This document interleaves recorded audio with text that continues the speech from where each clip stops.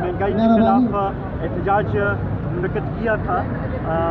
ये एहतजाजों का सिलसिला हमने पिछले 15 दिन से शुरू किया हुआ है और सूबे के हर शहर, हर गांव, हर यूनियन काउंसिल में एहतजाज हुए हैं और हम ये समझते हैं कि मौजूदा हुकूमत मुकम्मल तौर पर नाकाम हो चुकी है और इसकी माशी पॉलिसियाँ बिल्कुल नाकाम हैं और उनकी गलत पॉलिसियों के नतीजे में आज महंगाई इस अरूज पे पहुंच गई है कि आवाम का जीना दोभर हो गया है और लोग खुदकुशी करने, लोग जो हैं वो फासलों पे मजबूर हो गए हैं।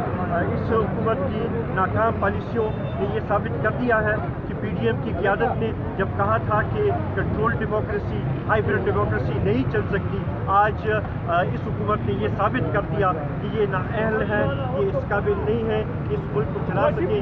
हम समझते हैं कि आज इस तमाम मसलों का हल अब शफाफ इंतखाबात में है और शफाफ इंतखाबात से ही मसाइल हल होंगे। क्या एक दिन के एहतजाज से ही ये मसाइल हल हो जाएंगे या आप लोगों ने एहतजाज को वसी करना है? देखिए, ये पीडीएम की तरफ से, मरकजी क़यादत की तरफ से ये फैसला हुआ था कि पहले ये 15 दिन हम एहतजाज सिर्फ करेंगे, इसके बाद जलसों का सिलसिला शुरू करेंगे।